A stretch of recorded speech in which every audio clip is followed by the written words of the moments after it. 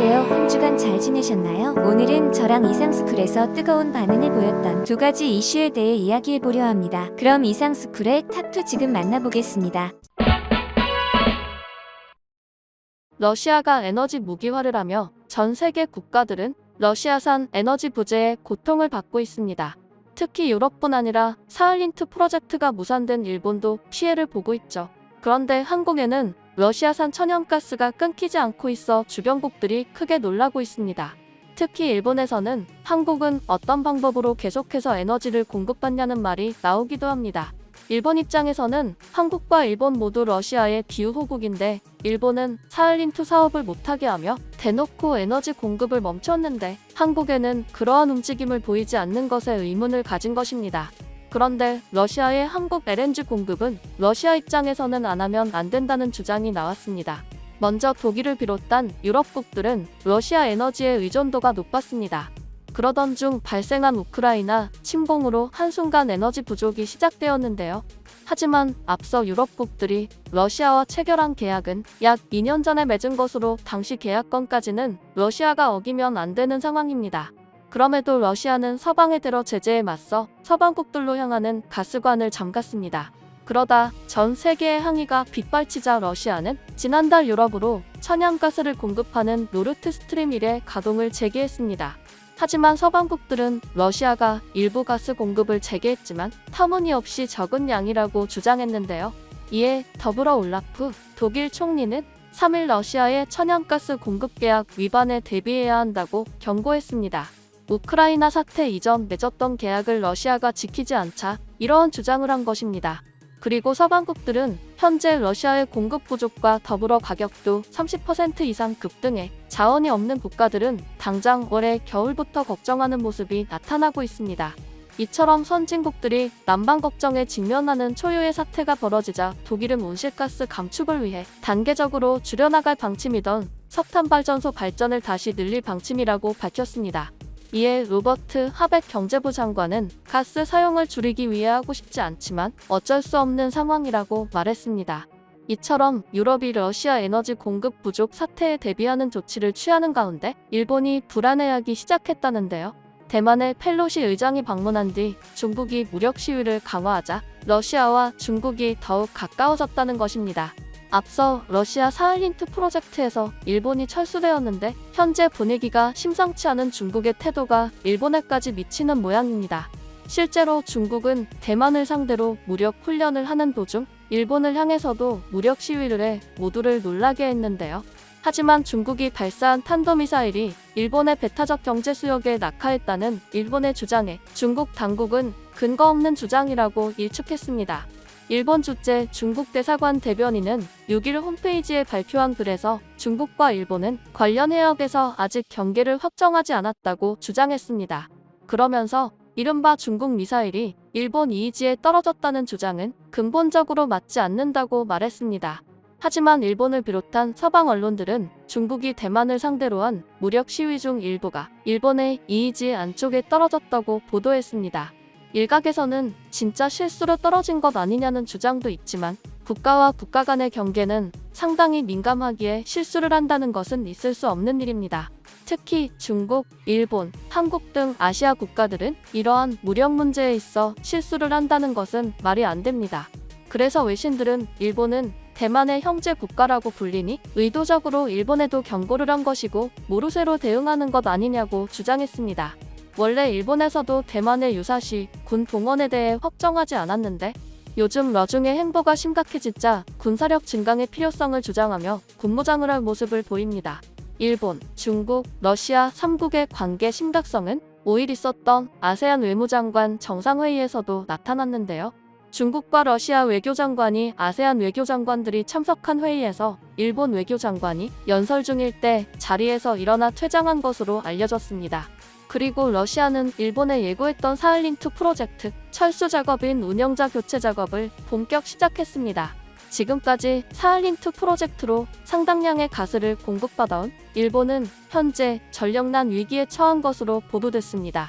일본 경제산업성에 따르면 이달 한 달간 일본의 전력 공급 예비율은 3%대로 전망됐으며 일본은 지난달 이미 전력 예비율이 5% 이하로 떨어져 전력주의보를 발령한 바 있습니다. 한편 일본에서는 아세안 회의 직후 이러한 조치가 실행되자 미중 갈등과 서방의 테러 제재의 여파를 일본이 받는 것 아니냐는 주장이 나왔습니다. 이처럼 일본에는 천연가스 공급을 중단한 반면 러시아는 한국에는 계속해서 천연가스 공급을 이어오고 있습니다. 그러자 일본 내부에서는 러시아의 이중적인 모습에 반발하고 나섰는데요. 그도 그럴 것이 한국은 우크라이나 사태 이후 러시아로부터 천연가스뿐 아니라 다른 원자재들도 문제없이 수입이 계속되고 있었습니다. 심지어 이전보다 수입이 더 늘어난 품목도 있었습니다. 따라서 일본은 한국의 모습을 보며 상당히 이상하다는 의견을 내는 모습인데요. 먼저 한국의 LNG 수입선을 살펴보면 러시아 물량은 전체의 6%로 러시아발 에너지 수입이 중단된다고 해도 심각한 상황은 나타나지 않을 수 있습니다. 하지만 문제는 한국으로 와야 할 LNG 물량이 서방국들로 향할 수 있다는 것입니다. 실제로 지난 4월 한국은 미국 또는 유럽의 요청에 따라 이번 여름까지 LNG 물량 일부를 유럽으로 돌렸습니다. 그럼에도 한국에는 러시아산 천연가스 공급이 중단되지 않았고, 만약 한국의 에너지 보유량이 적어지게 된다면 러시아에서 확대할 수 있다는 주장이 나왔습니다. 이처럼 러시아는 한국을 비우호국으로 지정했지만 다른 국가들과는 달리 한국에는 에너지 제재를 가하지 않는 모습입니다. 일본만 보더라도 가장 큰 자본이 들어간 사할린2 사업이 없어지는 상황인데 한국은 단 한 곳의 기업도 제재를 받지 않고 있습니다. 이처럼 러시아가 대놓고 한국만을 차별하는 모습이 계속되자 미국에서조차 한국과 러시아의 관계는 어느 국가에서도 찾아볼 수 없는 관계라는 말까지 나왔습니다. 그렇다면 러시아는 왜 유독 한국에만 비교적 우호적인 모습을 보이는 것일까요? 일각에서는 지난 1990년대 러시아 경제 위기 때 한국이 지킨 의리에 보답하기 위해서라고 합니다. 물론 그러한 이유도 분명 작용을 하겠지만 러시아의 산업 구조상 한국 기업들이 차지하는 비중이 상당히 크다는 이유가 지배적입니다. 특히 현재 러시아는 자동차 산업이 가장 타격을 받는 것으로 알려졌는데 이러한 상황이 벌어진 데는 현대자동차의 부재라는 말이 나옵니다. 현재 러시아의 자동차 시장은 우크라이나 침공에 따른 국제사회 제재로 부품 수급이 어려워진 탓으로 참담한 실정이라는데요. 현지에서는 러시아의 자동차 수준이 1980년대로 돌아갔다는 평가도 나왔습니다. 이러한 말이 나오는 이유는 러시아 국영 자동차 업체가 에어백, 잠김 방지, 제동 장치, 현대적인 안전벨트 등 안전장치를 탑재하지 않은 신차를 출시했기 때문인데요. 상황이 이렇게까지 되자 러시아는 주변국인 카자흐스탄 등에서 현대자동차를 우회 수입하는 방법까지 시행하고 있습니다. 우회 수입이라면 충분히 다른 나라의 자동차를 수입할 수도 있는데 굳이 현대차를 수입한 것입니다. 자동차 부문만 보더라도 러시아는 한국에 애정을 갖고 있고 한국의 기업들이 러시아에 미치는 영향을 알 수 있습니다. 따라서 러시아가 일본과 서방국들처럼 한국에 LNG를 끊을 이유가 없는 것이죠. 또한 러시아가 한국을 끊지 못하는 데는 또 다른 이유가 있는데요. 바로 북극 프로젝트입니다. 앞서 러시아가 서방의 테러 제재로 스위프트 결제망에서 퇴출당하자 한국 조선사들의 발주했던 물량을 취소하는 사례가 있었습니다.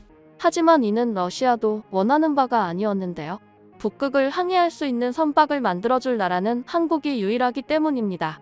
심지어 러시아 내부에서는 한국의 LNG 쇄빙선 도입이 러시아 경제와 직결된다는 주장이 나오기도 합니다. 물론 이러한 계획도 우크라이나 사태가 지속되며 불투명해졌지만 러시아는 언젠가 한국과의 사업을 재개할 생각을 갖고 있다는 것입니다. 심지어 현재 러시아는 스위프트 제재로 인해 어쩔 수 없이 한국의 선박을 수주하지 못한 것을 회복하기 위해 놀라운 행보를 보였는데요. 바로 한국이 러시아의 자체 카드 결제 시스템 사용 국가에 추가됐다고 러시아 국영통신이 지난달 보도했습니다. 분명 러시아는 한국을 비우호국으로 지정했는데 이러한 조치를 취한 것은 상당한 일이라고 볼 수 있습니다.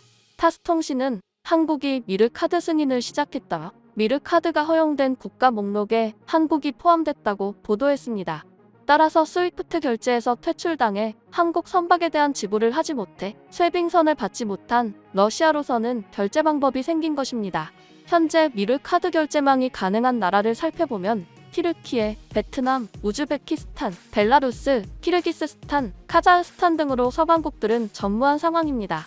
이처럼 일본은 한국에는 여전히 러시아 천연가스가 공급되는 것에 불만을 갖지만 이는 서방국들도 제재하지 않으며 오히려 한국은 국제 정세를 주의 깊게 살피며 국익에 맞는 방향에서 조율하는 것이 옳다는 주장이 나오는 국면입니다.